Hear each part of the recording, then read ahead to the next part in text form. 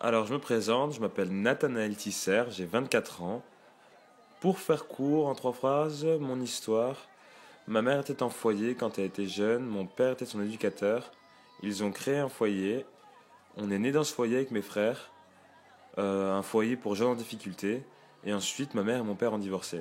Ma mère a été placée en psychiatrie et nous, on a été placés en foyer.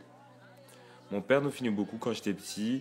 Moi, je m'exprime beaucoup avec des images. Mes frères, par exemple, eux, c'est des lecteurs. Ils lisent énormément, ils écrivent énormément.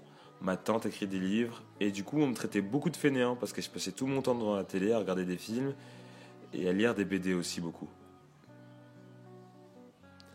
D'abord, j'ai commencé à Toulouse. J'ai monté une association avec des amis. On filmait des jeunes dans la rue, on les interviewait. Et ensuite, à Saint-Martin, je suis parti, j'ai fait mon premier court-métrage sur un jeune qui rêvait de devenir le patron de son agence immobilière. Il m'a sponsorisé, Saint-Martin-Sotheby's est devenu le premier partenaire de Young Dreamers. Pour partir à New York et commencer une série de courts-métrages sur les jeunes du monde entier et leurs rêves de création. En allant à New York, ça a fait quelque chose en moi, de voir cette ambiance, ces jeunes qui bougent dans tous les sens, ces créateurs.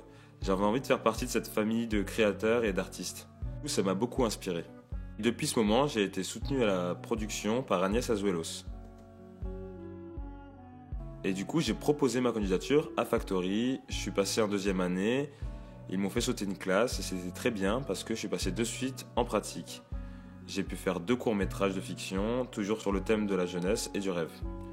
Jeunes Rêveurs, c'est aussi une communauté de jeunes solidaires, créatifs, dans tous les domaines. On se réunit, on fait des apéros créatifs, on fait des projections, on organise des concerts, on a beaucoup de partenaires, notamment un cinéma et une radio. J'ai adoré l'ambiance du Comedy Club et ça me donne encore plus envie de rencontrer, d'échanger, de découvrir de nouveaux profils, de nouveaux projets, de nouveaux personnages qui m'inspireront à faire des documentaires et des fictions.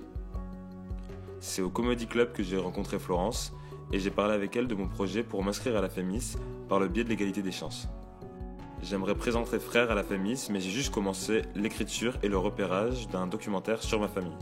Alors Agnès Azuelos m'a mis en contact avec Fleur Albert, qui est une réalisatrice qui s'intéresse à mon travail et qui dit qu'elle aimerait bien m'aider, qu'elle a envie de me soutenir. Elle a aimé mon film Frères en fait.